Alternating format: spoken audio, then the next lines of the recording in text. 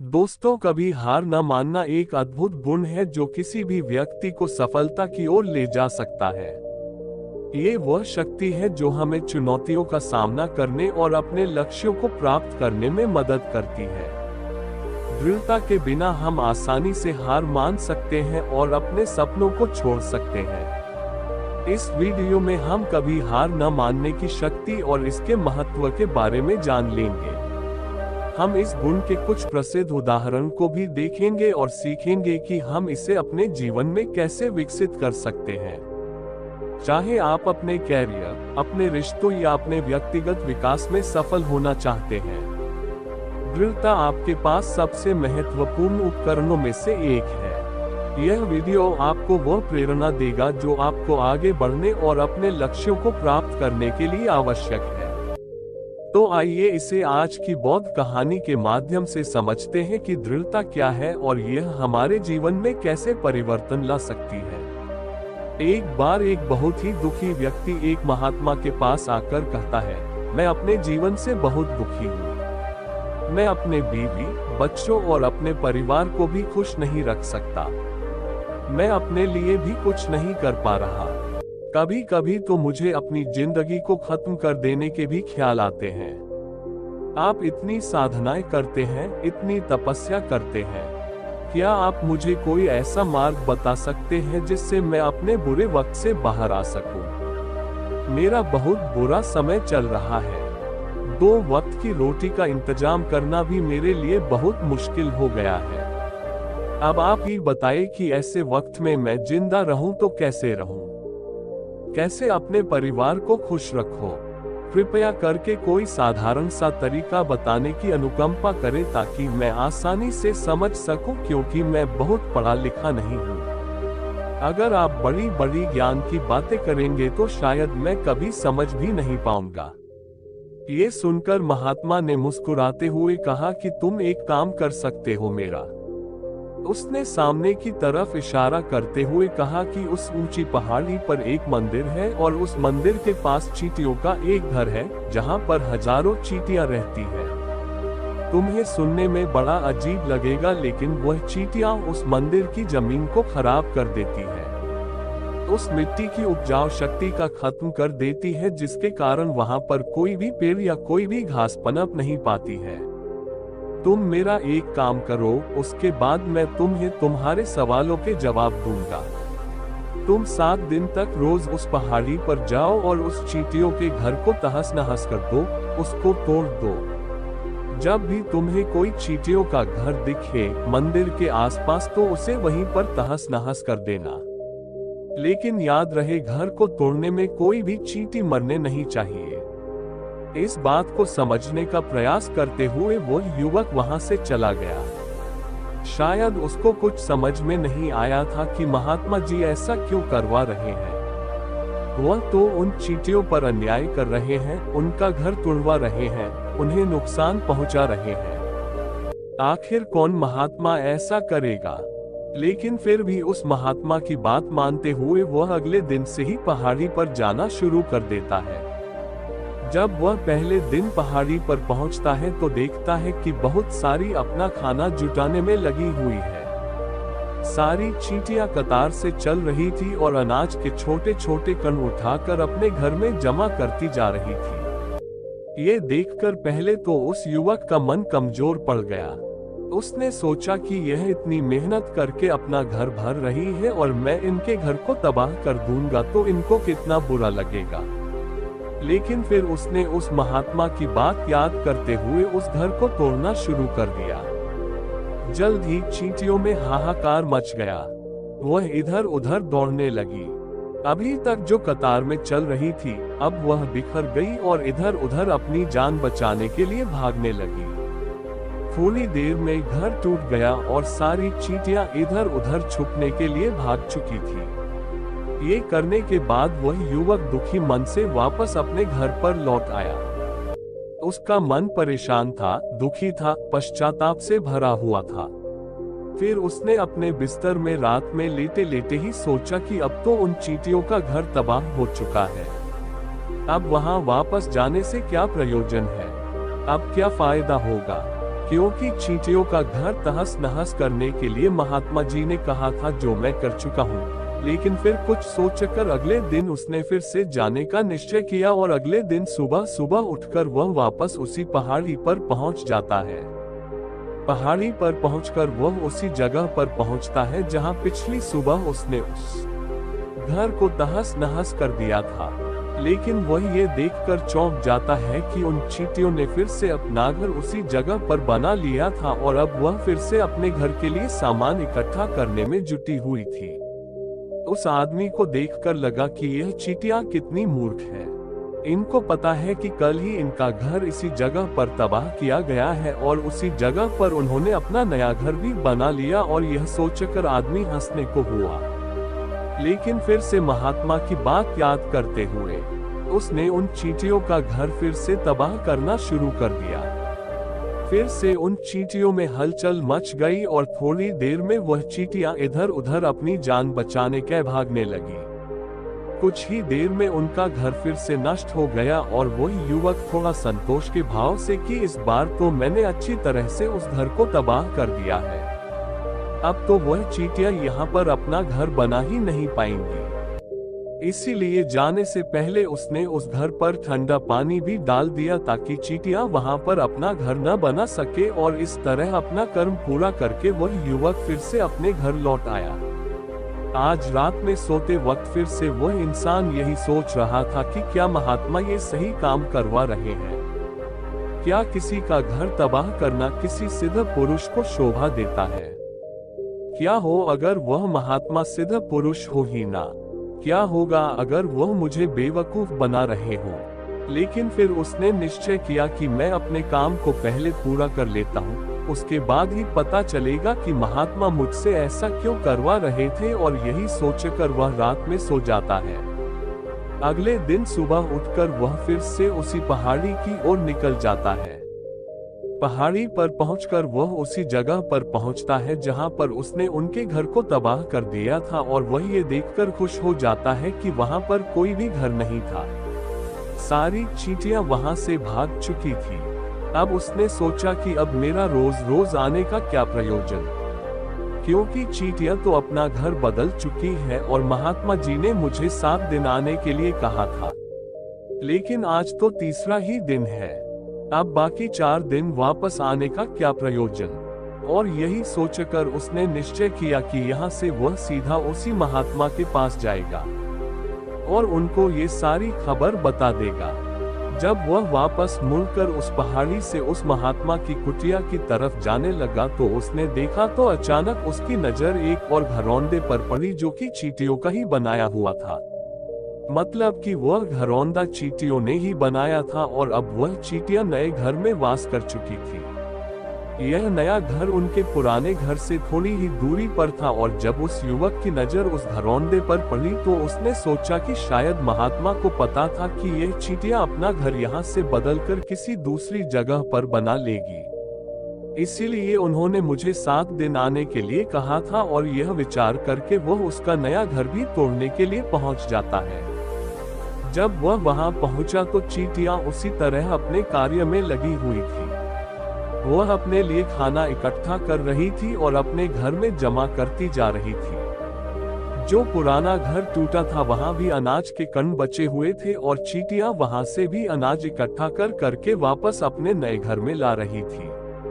अब यहाँ पर फिर से युवक का मन थोड़ा कमजोर पड़ गया, क्योंकि वह खुद भी कमजोर था, खुद भी वक्त का मारा हुआ था। इसलिए उसके मन में उन चींटियों के प्रति दया का भाव उमड़ रहा था। उनके ऊपर उसे दया आ रही थी। वह चाहता था कि उनकी मदद करे, लेकिन वह उल्टा उनको नुकसान पहुंचा रहा था।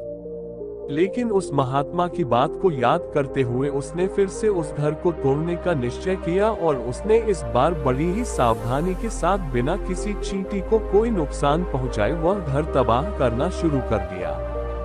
वक्त थोड़ा ज्यादा लगा, क्योंकि किसी भी चींटी को नुकसान न पहुंचाने की शर्त महात्मा ने पहले ही रखी थी। इसीलिए उसको बड़ी सावधानी के साथ उन घरों को तबाह करना था।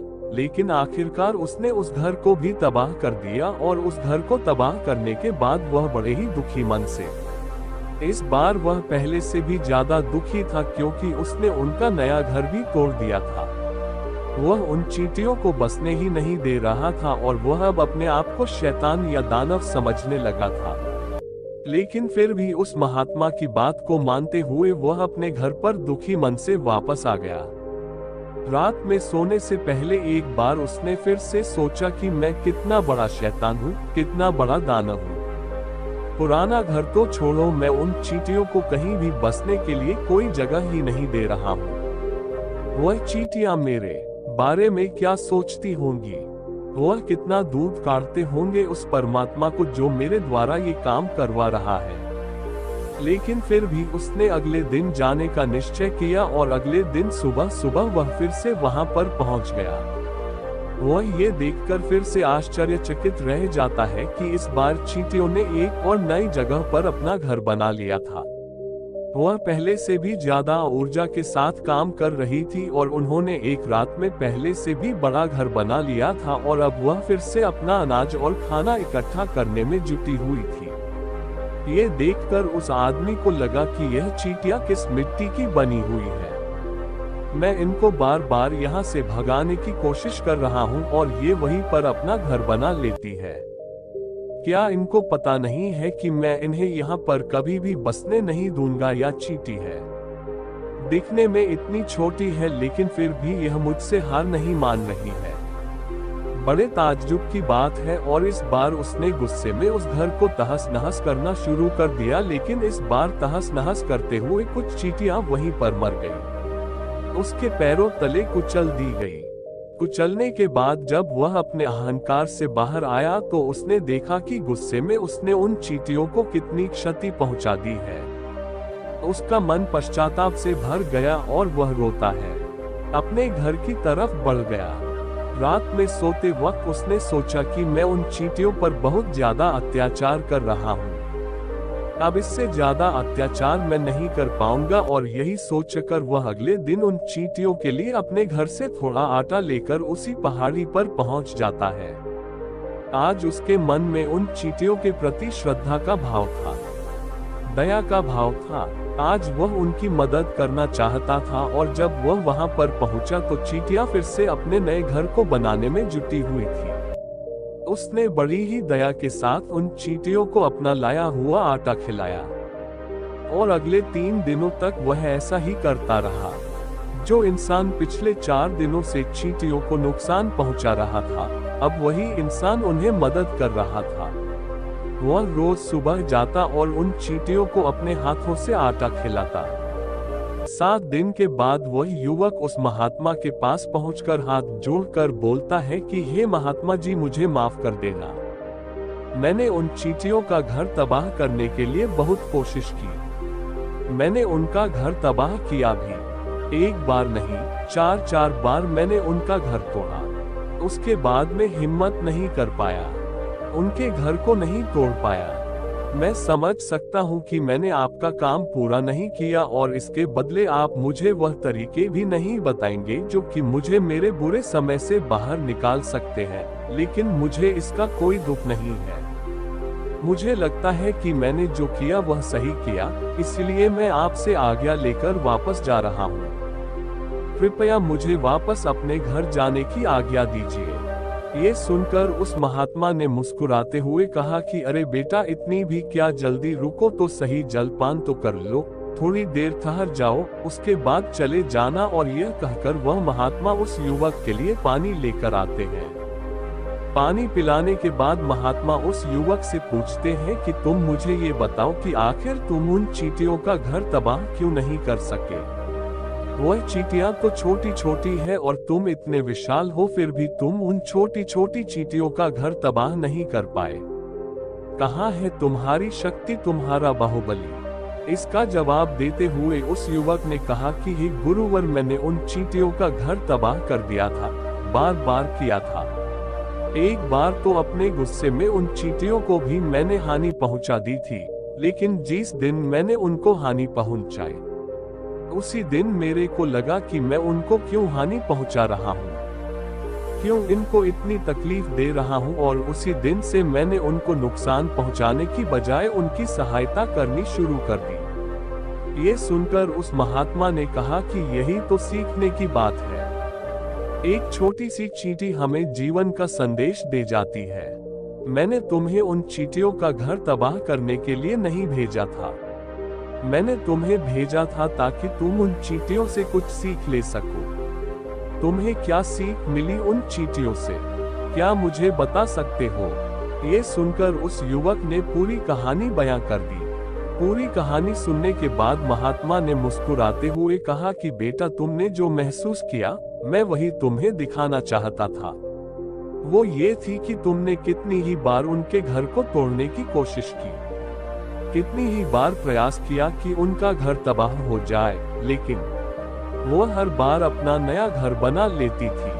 उन्होंने कभी भी हार नहीं मानी। अगर वह हार मान लेती तो चींटियां तुम्हें वहां पर नहीं मिलती। जब एक छोटी सी चींटी अपने विश्वास और मेहनत से इतने बड़े आदमी का दिल बदल सकती है, तो तुम तो इंसानों का मन बदल ही सकते हो। अपने जीवन में अपनी किस्मत ना बदलने का कोई कारण तुम्हारे पास नहीं बचता।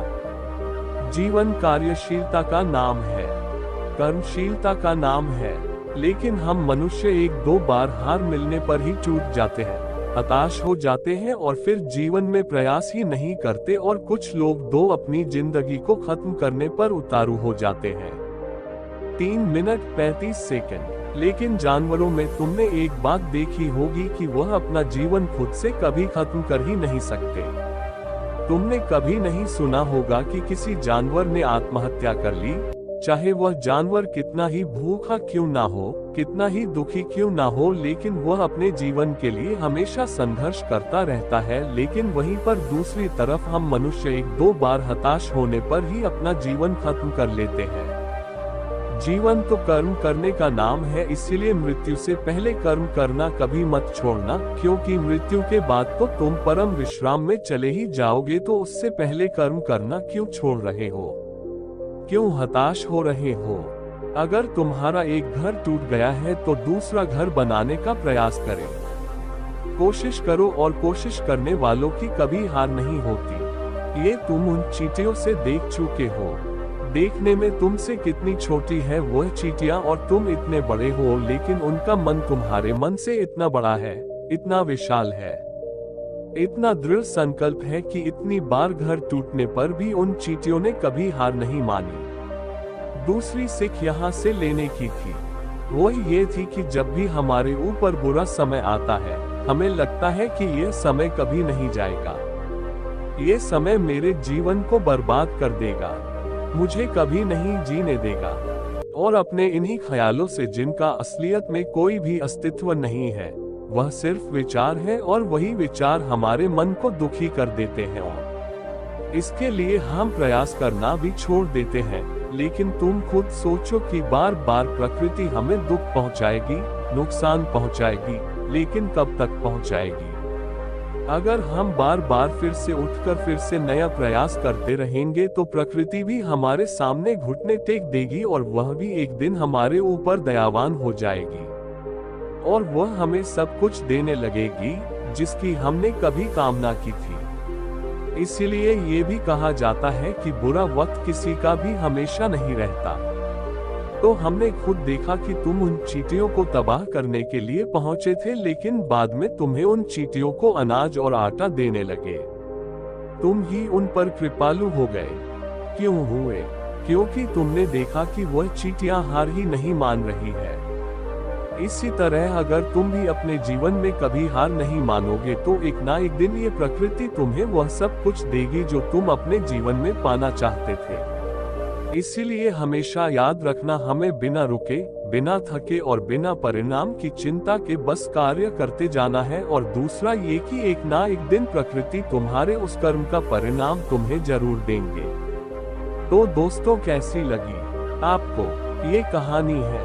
आप हमें कमेंट सेक्शन में जरूर बताना, और अच्छी लगी हो तो इस चैनल को सब्सक्राइब जरूर कर लेना। तो चलिए मिलते हैं ऐसी ही कोई नई कहानी में कोई नए मैसेज के साथ। तब तक के लिए अपना ख्याल रखें। धन्यवाद। नमो बुद्धाय।